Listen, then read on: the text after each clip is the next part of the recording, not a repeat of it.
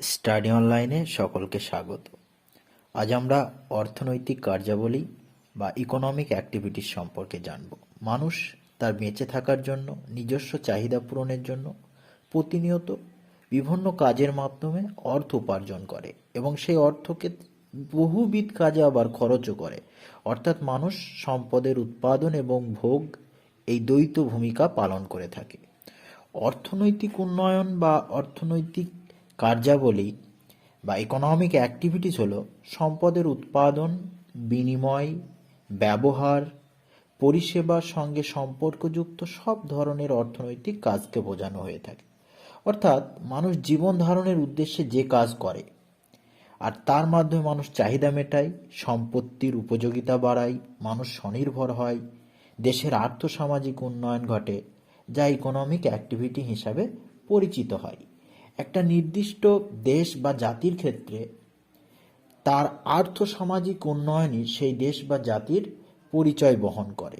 যে দেশের অর্থনৈতিক কাজের ভ্যারাইটি যত বেশি, বিভিন্নতা যত বেশি, সেই দেশের আর্থিক উন্নতির পরিমাণও তত বেশি। অ্যাকচুয়ালি ইকোনমিক কথাটির অর্থই হচ্ছে মানি বা টাকা পয়সা বা অর্থ সংক্রান্ত বিষয়। মানুষ অর্থ উপার্জন করে এবং তাকে নানাবিধ কাজে ভোগ করে। এই অর্জিত অর্থ মানুষ সম্পদ ভোগ এবং সেই উৎপাদন, এই দুইয়ের মাধ্যমেই মানুষ সুখে স্বাচ্ছন্দ্যে জীবনযাপন করে। এই ভোগ উৎপাদনের মাধ্যমে প্রত্যেকটা স্তরের মানুষ বিভিন্ন কার্যাবলীর সঙ্গে যুক্ত আছে। অর্থাৎ সম্পদের উৎপাদন করা, ভোগ করা, বিনিময় করা, তার ব্যবহার করা এবং পরিষেবা প্রদান করা, এই সমস্ত কাজগুলিকে, যেগুলোর সঙ্গে অর্থ জড়িয়ে আছে, এই কাজগুলিকেই ইকোনমিক অ্যাক্টিভিটিস বা অর্থনৈতিক কার্যাবলী বলা হয়ে থাকে। এখানে একটা কথা না বললেই নয়, দেখো, যে সমস্ত কাজে কিন্তু সামাজিক অবক্ষয় হয়, সমাজের উন্নতি হয় না বা কারো উপকার হয় না, সেই সমস্ত কাজকে কিন্তু অর্থনৈতিক কাজ বলা যায় না। যেমন চুরি, ডাকাতি, লুট, ভিক্ষা, দাঙ্গা, অগ্নিসংযোগ ঘটানো, যুদ্ধ, খুন, প্রতারণা করা, এগুলা কিন্তু অর্থনৈতিক কার্যাবলী নয়। এগুলোতে সামাজিক কোনো উন্নয়ন ঘটে না। এবার দেখো, অর্থনৈতিক কাজের বিবর্তন বা ইভলিউশন অফ ইকোনমিক অ্যাক্টিভিটিস। আদিম মানুষ সভ্যতার যত বিকাশ ঘটেছে, তার যত উন্নয়ন হয়েছে, মানুষের ইকোনমিক অ্যাক্টিভিটিরও উন্নয়ন ঘটেছে। কেমন? সভ্যতার আদি পর্বে মানুষ কি করতো? বন থেকে খাদ্য সংগ্রহ করত, তাই তো? বিভিন্ন বন্য প্রাণী শিকার করত, তার ফলে সে জীবন ধারণ করত, তার চাহিদা মেটাতো এবং সেটাকে ভোগও করত। কিন্তু পরবর্তী সময় মানুষ দেখলো পশুপালনের মাধ্যমে তাদের চাহিদা মেটাতে শুরু করলো। অর্থাৎ প্রথমে খাদ্য সংগ্রহ করছে, তারপরে মানুষ পশু পালন করতে শুরু করলো। তার মাধ্যমে সেই পালিত পশুর দুধ, মাংস সবকিছু মানুষ পেল। এবার কি আসলো? তারপরে আসছে কি, সভ্যতার বিকাশ ঘটছে, কৃষিকাজ, এগ্রিকালচার আসলো। কৃষির মাধ্যমে মানুষ ফসল উৎপাদন করলো এবং সেই ফসলের ভোগ মানুষ করলো। এবার কৃষির পর কৃষিজাত দ্রব্যের উপর ভিত্তি করে, যেমন পাটের উপর ভিত্তি করে পাট শিল্প, চায়ের উপর ভিত্তি করে চা শিল্প, কার্পাস বয়নের উপর ভিত্তি করে কার্পাস বস্ত্র বয়ন শিল্প। তাহলে কৃষি থেকে শিল্পে আসলো। শিল্পের উৎপাদিত দ্রব্য বিভিন্ন বাজারে বেচার জন্য ব্যবসা বাণিজ্য, পরিষেবা আসলো। সেই পরিষেবাকে আরো উন্নততর করার জন্য তথ্য পরিষেবা, বিভিন্ন ডেটা সার্ভিসেস সেন্টার এবং গবেষণা কিভাবে ব্যবসা বাণিজ্য, পরিষেবা, শিল্পকে আরো উন্নত পর্যায়ে নিয়ে যায় এবং বিভিন্ন উন্নয়নমূলক কর্মসূচি আগিয়ে আসলো। তারপরে এই সমস্ত কার্যাবলীকে নিয়ন্ত্রণ করার জন্য পরামর্শ দান, সিদ্ধান্ত গ্রহণ, নীতি নির্ধারণ, এই সমস্ত ইকোনমিক অ্যাক্টিভিটিস জড়িয়ে পড়ল। তাহলে সভ্যতার বিকাশের সঙ্গে সঙ্গে মানুষের অর্থনৈতিক কাজেরও বিবর্তন ঘটল। ওকে, খাদ্য সংগ্রহ থেকে মানুষ আস্তে আস্তে কত উন্নত পর্যায়ে এসে পৌঁছালো। তাহলে এই হচ্ছে ইকোনমিক অ্যাক্টিভিটিস। এবার দেখো, এই অর্থনৈতিক বা ইকোনমিক অ্যাক্টিভিটিসের শ্রেণীবিভাগ, ক্লাসিফিকেশন কি, মানুষের যে অর্থনৈতিক কাজ, তার যে বিবর্তন, সেই অনুসারে এগুলোকে মোটামুটি 5টি ভাগে, এ পর্যন্ত 5টি অর্থনৈতিক কার্যাবলীতে ভাগ করা হয়ে থাকে। প্রথম হচ্ছে প্রাথমিক স্তরের ইকোনমিক অ্যাক্টিভিটিস বা প্রাইমারি ইকোনমিক অ্যাক্টিভিটিস, দ্বিতীয় স্তরের বা সেকেন্ডারি ইকোনমিক, তৃতীয় বা সেবা ক্ষেত্রে টার্সিয়ারি আর সার্ভিস সেক্টর ইকোনমিক অ্যাক্টিভিটিস, চতুর্থ বা নব্য স্তরের অর্থনৈতিক কার্যাবলী কোয়াটারনারি ইকোনমিক অ্যাক্টিভিটিস, পঞ্চম বা অতি নব্য স্তরের কুইনারি ইকোনমিক অ্যাক্টিভিটিস। এই প্রত্যেকটা স্তর আমরা খুব ডিটেইলে পড়ব। ওকে, দেখো প্রথমে আমরা আসছি প্রাথমিক স্তরের অর্থনৈতিক কার্যাবলী বা প্রাইমারি ইকোনমিক অ্যাক্টিভিটিস। এই প্রাথমিক স্তরের অর্থনৈতিক কার্যাবলী সরাসরি প্রকৃতির সঙ্গে জড়িয়ে থাকে, অর্থাৎ প্রকৃতির সঙ্গে সম্পর্কিত, এবং এটি খুবই সুপ্রাচীন অর্থনৈতিক ক্রিয়াকলাপ। মানুষ আদিম যুগ থেকে এই কার্যের সঙ্গে জড়িয়ে আছে, যেমন বনজ সম্পদ সংগ্রহ, বন্য প্রাণী শিকার, খনিজ সম্পদ আহরণ, কৃষিকাজ, মৎস্য শিকার, পশুপালন, পোল্ট্রি ফার্মিং এবং জীবিকা সত্তাভিত্তিক কৃষি, অর্থাৎ জীবন ধারণের জন্য কৃষি। ওকে, এবার এই প্রাইমারি স্তরে নিযুক্ত যে সমস্ত কর্মী আছে তাদের রেড কলার ওয়ার্কার বলা হয়ে থাকে। ওকে, বা লাল পোশাকের কর্মী বলা হয়ে থাকে।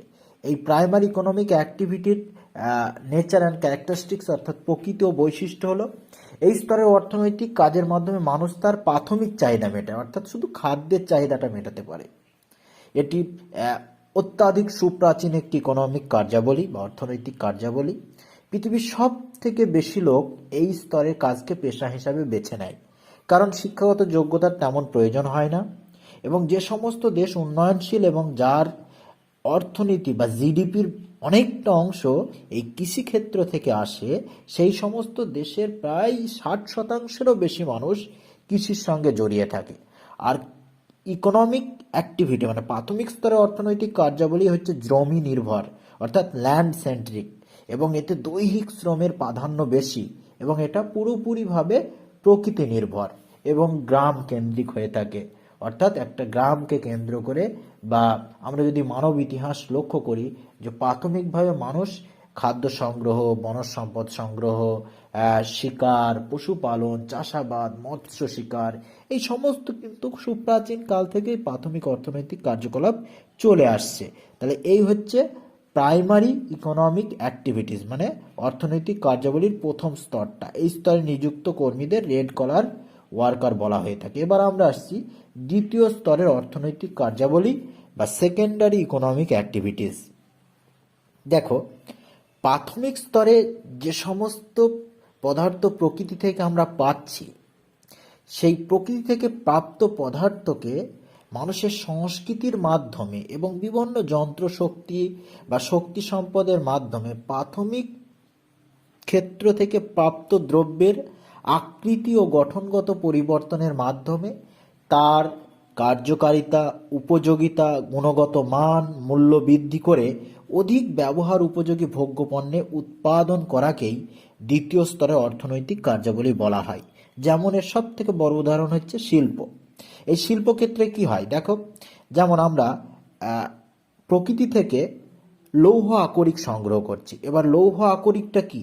একটা লাল রঙের শক্ত ঢেলার মতো অংশ, যেটা শিল্পক্ষেত্রে থেকে লোহা, ইস্পাত উৎপাদিত হচ্ছে। অর্থাৎ লৌহ আকরিক থেকে লৌহ, ইস্পাত এগুলো আসছে। তাহলে এই মাঝখানে শিল্পে এই পদার্থের গুণগত মান, ব্যবহার উপযোগিতা, তার কার্যকারিতা এগুলা বাড়িয়ে দিচ্ছে। তাহলে এটাই হচ্ছে দ্বিতীয় স্তরের অর্থনৈতিক কার্যাবলী, যেটা হচ্ছে শিল্প।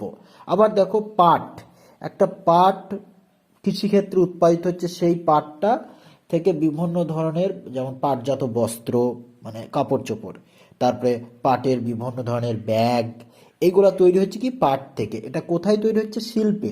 অর্থাৎ একটা পাট র মেটেরিয়াল থেকে, অর্থাৎ কাঁচামাল থেকে শিল্পে সেটাকে আরও তার গুণগত মান বৃদ্ধি করে একটা উন্নততর দ্রব্য উৎপাদন করা হলো। তাহলে এটাই হচ্ছে শিল্প, আর এই শিল্পই হচ্ছে দ্বিতীয় স্তরের অর্থনৈতিক কার্যাবলী। এরকম একাধিক উদাহরণ আছে। এই স্তরে নিযুক্ত যে সমস্ত কর্মী থাকে তাদের ব্লু কলার ওয়ার্কার বলা হয়ে থাকে। এই দ্বিতীয় স্তরে নিযুক্ত কর্মীদের প্রকৃতি ও বৈশিষ্ট্য, মানে সেকেন্ডারি ইকোনমিক অ্যাক্টিভিটিসের যে প্রকৃতি, এর ফলে কি হয়? সম্পদের মূল্য, মান, উপযোগিতা এবং কার্যকারিতা বৃদ্ধি করে। কেমন? যেমন প্রকৃতিতে প্রাপ্ত লৌহ আকরিক, এর মান খুবই কম এবং মূল্যও নেই বললেই চলে। সেটাকে যখন আমি শিল্পে ব্যবহার করে আর উন্নত মানের ইস্পাত, লৌহ তৈরি করছি, তখন তার মান, তার মূল্য অনেক বৃদ্ধি পেয়ে যাচ্ছে। ওকে, এবং সেটা স্থায়ী সম্পদে পরিণত হচ্ছে এবং তার ভোগ্য পণ্যের চাহিদাও বেশি এবং মার্কেটে বা সমাজে তার চাহিদাও মেটাচ্ছে। আর এই দ্বিতীয় স্তরের অর্থনৈতিক কার্যাবলীতে যন্ত্রশক্তির ব্যবহার সর্বাধিক হয়। অর্থনৈতিক কাজে খুব উন্নত প্রযুক্তির প্রয়োজন হয় এবং প্রযুক্তি নির্ভর হতে হবে। খুব প্রাচীন প্রযুক্তি ব্যবহার করলে এই দ্বিতীয় স্তরের অর্থনৈতিক কার্যাবলী অনেক ক্ষেত্রে পিছিয়ে পড়ে। ওকে, আর পিছিয়ে পড়ার দরুন সেই দেশের শিল্প অনেকটা পিছিয়ে যায়, ফলে আন্তর্জাতিক মার্কেটে তার যে প্রতিযোগিতা সেই প্রতিযোগিতায় পিছিয়ে পড়ে, ফলে দেশের শিল্প রুগ্ন হয়ে যায় এবং দেশের যে সার্বিক অগ্রগতি অর্থাৎ ইকোনমিক যে ডেভেলপমেন্ট বা ইকোনমিক যে গ্রোথ সেটাকে নির্দেশ করে এই দ্বিতীয় স্তরের অর্থনৈতিক কার্যাবলী। আর এই স্তরের কার্যাবলী পুরোটাই নগর ভিত্তিক, অর্থাৎ শহরকে কেন্দ্র করে গড়ে ওঠে। শহরের চারপাশে বিভিন্ন ধরনের শিল্প গড়ে ওঠে, যেমন মুম্বাইয়ের কার্পাস বস্ত্র বয়ন শিল্প, তারপরে দুর্গাপুর এর লৌহ ইস্পাত শিল্প, এই সমস্ত শিল্প বিভিন্ন নগর ভিত্তিক এই শিল্পগুলা গড়ে ওঠে, যার ফলে দেশ বা জাতির আর্থিক উন্নয়ন নির্ভর করে। যে দেশ শিল্পে বেশি উন্নত সেই দেশের আর্থিক সুদৃঢ়তা বা উন্নতির পরিমাণও বেশি। এবার আমরা আসছি তৃতীয় স্তরের অর্থনৈতিক কার্যাবলী, যেটাকে সেবা ক্ষেত্র বলা হয়ে থাকে, হ্যাঁ, বা সার্ভিস সেক্টর বলা হয়ে থাকে। এই সার্ভিস সেক্টরের মাধ্যমে বিভিন্ন সেবা প্রদান করা হয়ে থাকে। দেখো, প্রাথমিক ও মাধ্যমিক স্তরে অর্থাৎ এই দ্বিতীয় স্তরের কার্যাবলীকে সুষ্ঠুভাবে সম্প্রদান এবং তাদের মধ্যে সমন্বয় সাধনের জন্য মানুষ বা কোনো ব্যক্তি বা ব্যক্তি গোষ্ঠী তারা কিছু পরিষেবা প্রদান করে, আর সেই পরিষেবা প্রদানকেই বলা হয়ে থাকে তৃতীয় স্তরের অর্থনৈতিক কার্যাবলী। ধরে নাও কৃষিক্ষেত্র বা কৃষি থেকে পাট উৎপাদিত হলো, সেই পাট শিল্পে পাটজাত দ্রব্য তৈরি হচ্ছে, তাহলে কৃষিক্ষেত্র থেকে শিল্পক্ষেত্রে এই জায়গায় পাটজাত দ্রব্যকে বা র মেটেরিয়াল কাঁচামালকে কে নিয়ে যাবে? পরিবহন ও যোগাযোগ ব্যবস্থা। তাহলে এই পরিবহন ও যোগাযোগ ব্যবস্থাটাই হচ্ছে এই তৃতীয় স্তরের অর্থনৈতিক কার্যাবলী, যেমন ব্যবসা বাণিজ্য, পরিবহন যোগাযোগ ব্যবস্থা, ব্যাংকিং পরিষেবা, বিমা ক্ষেত্র, শিক্ষা, বিনোদন, পর্যটন, এই সবগুলাই তৃতীয় স্তরের ইকোনমিক অ্যাক্টিভিটি বা টার্সিয়ারি অ্যাক্টিভিটিস বা সার্ভিস সেক্টর ইকোনমিক অ্যাক্টিভিটিস বলা হয়ে থাকে, কারণ এর মাধ্যমে মানুষকে পরিষেবা প্রদান করা হয়ে থাকে। মানুষের বিভিন্ন ধরনের অসুবিধা বা বিভিন্ন ধরনের সুবিধা প্রদান করা হয়ে থাকে, যে অসুবিধা সেগুলো দূর করা হয় এবং বিভিন্ন ধরনের সুবিধা প্রদান করা হয়ে থাকে। এর প্রকৃত বৈশিষ্ট্য এই তৃতীয় স্তরের ইকোনমিক অ্যাক্টিভিটিসের বা সার্ভিস সেক্টর ইকোনমিক অ্যাক্টিভিটিসের বৈশিষ্ট্য কি? এই স্তরের হচ্ছে প্রথম ও দ্বিতীয় স্তরের অর্থনৈতিক কাজের মধ্যে সংযোগ সাধন করে, 1 নম্বর। আর 2 নম্বর হচ্ছে সম্পদের উপযোগিতা বাড়ে, অর্থাৎ একটা অঞ্চলে শিল্প থেকে বিভিন্ন ধরনের দ্রব্য উৎপাদিত হলো, সেই দ্রব্যটা মার্কেটে বা মানুষের কাছে পৌঁছে দেওয়ার জন্য কি চাই? ব্যবসা বাণিজ্য চাই এবং পরিবহন ও যোগাযোগ ব্যবস্থার উন্নতি হতে হবে, তথ্য পরিষেবা প্রদান করতে হবে, তারপরে সেখানে ব্যাংকিং ব্যবস্থা থাকতে হবে। তাহলে মানুষের চাহিদা মেটাচ্ছে আবার পরিষেবাও প্রদান করছে। আর এই তৃতীয় স্তরের অর্থনৈতিক কার্যাবলীর জন্য উন্নত মেধা ও দক্ষতার প্রয়োজন হয়। আর দেশের উন্নয়নের মাপকাঠি মানে আর্থিক উন্নয়নের মাপকাঠিকেও নির্দেশ করে এই থার্ড ইকোনমিক অ্যাক্টিভিটিস মানে তৃতীয় স্তরের ইকোনমিক অ্যাক্টিভিটিস। আর এর ফলে কি হয়? যে দেশ এই থার্ড স্তরে অর্থাৎ টার্সিয়ারি ইকোনমিক অ্যাক্টিভিটিসে যত উন্নত, সেই দেশের আর্থিক উন্নতিও বেশি এবং তার যে আন্তর্জাতিক সম্পর্ক মানে ইন্টারন্যাশনাল রিলেশনশিপ, সেটা অনেকটা মজবুত হয় এবং গ্লোবালাইজেশনে তার একটা বড় ইফেক্ট থাকে। আর গ্লোবালাইজেশন মানে বিশ্বায়ন, এই বিশ্বায়নে কারণ শিল্পে একটা উৎপাদিত দ্রব্য বা বস্ত্র বা উৎপাদিত প্রোডাক্ট, সেই প্রোডাক্টটাকে বিদেশের মার্কেটে বিক্রি করা, এই জন্য তার আন্তর্জাতিক অবস্থা বা আন্তর্জাতিক যে রিলেশনশিপ সেটা মজবুত হতে হবে। আর মজবুত হলেই তবেই সেখানে বিশ্বায়ন বা গ্লোবালাইজেশন ঘটবে, গ্লোবালাইজেশনটা ঘটে যাচ্ছে। আর এই তৃতীয় স্তরের অর্থনৈতিক কার্যাবলীর সঙ্গে যুক্ত যে কর্মী তাদের বলা হয় পিঙ্ক কালার ওয়ার্কার, হ্যাঁ, বা গোলাপি পোশাকধারী কর্মী বলা হয়ে থাকে। ওকে, তাহলে এই হলো থার্ড ইকোনমিক অ্যাক্টিভিটিস বা সার্ভিস সেক্টর ইকোনমিক অ্যাক্টিভিটিস। এই সার্ভিস সেক্টরের মধ্যে যেমন ব্যবসা বাণিজ্য, পরিবহন যোগাযোগ ব্যবস্থা, সেবামূলক কাজ, ডাক্তার নার্স আয়া, প্রশাসনিক ব্যবস্থা, শিক্ষা স্বাস্থ্য পরিষেবা প্রদান, এই সব কিছুই কিন্তু এই সার্ভিস সেক্টরের মধ্যে আসছে। ওকে, এইবার আমরা আসছি চতুর্থ স্তরের ইকোনমিক অ্যাক্টিভিটিস বা নব্য স্তরের অর্থনৈতিক কার্যাবলী। কোয়াটারনারি ইকোনমিক অ্যাক্টিভিটিস, যে সমস্ত কার্যাবলী গবেষণা, তথ্য সংগ্রহ, সংকলন, প্রশাসনিক কাজের সঙ্গে যুক্ত উন্নয়ন সংক্রান্ত অর্থনৈতিক কাজকে চতুর্থ স্তরের ইকোনমিক অ্যাক্টিভিটিস বলা হয়ে থাকে। উন্নয়ন যেমন তথ্য পরিষেবা, গবেষণা, পেশাদারী এবং প্রশাসনিক পরিষেবা, বিজ্ঞাপন, প্রচার, পরিচালনা, ব্যবস্থাপনা, তথ্য প্রযুক্তি, এই সবগুলাই চতুর্থ স্তরের ইকোনমিক অ্যাক্টিভিটিসের মধ্যে চলে আসে। আর এর মধ্যে কি, যেমন অফিস আদালত, তারপরে বিশ্ববিদ্যালয়, কলেজ, থিয়েটার, এই সব কিছুর যে ব্যবস্থাপনা, তারপরে সংবাদ পরিবেশন, তথ্য পরিবেশন, বিশ্লেষণ, রেডিও, দূরদর্শন, সংবাদপত্র, ম্যাগাজিন, এই সব কিছু, এগুলো সব চতুর্থ স্তরের ইকোনমিক অ্যাক্টিভিটিসের মধ্যে চলে আসে। এবার এই চতুর্থ স্তরের ইকোনমিক অ্যাক্টিভিটিসের মধ্যে যে বৈশিষ্ট্য বা প্রকৃতিগুলো আছে, এটি অতি উন্নত মানের এবং আধুনিক কালের বিকাশ লাভ করেছে। যদি আমরা আজ থেকে 70 বছর পিছিয়ে যাই, তো দেখা যাবে এই চতুর্থ স্তরের ইকোনমিক অ্যাক্টিভিটি ছিল না, এটা আধুনিক কালে এসছে, তাই এটা অতি উন্নত মানের এবং আধুনিক কালে বিকাশ লাভ করেছে। প্রযুক্তিগত দক্ষতার প্রয়োজন, নেতৃত্ব দানের দক্ষতা থাকতে হবে, উচ্চমানের মেধা প্রয়োজন হয় এই চতুর্থ স্তরের ইকোনমিক অ্যাক্টিভিটিসকে ডেভেলপ করার জন্য কোনো দেশ বা জাতিতে। বিশেষ করে এই তৃতীয় বিশ্বের দেশগুলোতে, যেমন বাংলাদেশ বা অন্যান্য তৃতীয় বিশ্বের যে সাউথ ইস্ট এশিয়ার যে সমস্ত দেশ আছে, সেগুলোতে এর উন্নয়ন খুবই কম। কিন্তু আমেরিকা, কানাডা, ইংল্যান্ড, এই সমস্ত দেশে এই চতুর্থ স্তরের ইকোনমিক অ্যাক্টিভিটিসটা অনেকটা বেশি ডেভেলপ করেছে। ওকে, এবং সেই দেশের উন্নয়নকেও বা অর্থনৈতিক উন্নয়ন খুবই শক্তিশালী হয় এবং তার অতি দ্রুত উন্নয়ন ঘটে। আর এই প্রথম, দ্বিতীয়, তৃতীয় যে সমস্ত স্তরের ইকোনমিক অ্যাক্টিভিটিস আছে, সেগুলোকেও আরও বেশি উন্নয়ন ঘটায় এই চতুর্থ স্তরের ইকোনমিক অ্যাক্টিভিটিস। মানে গবেষণার মাধ্যমে আরও কীভাবে উন্নততর প্রযুক্তি নিয়ে আসা যায়, এই সমস্ত কিছু গবেষণা করা হয়ে থাকে।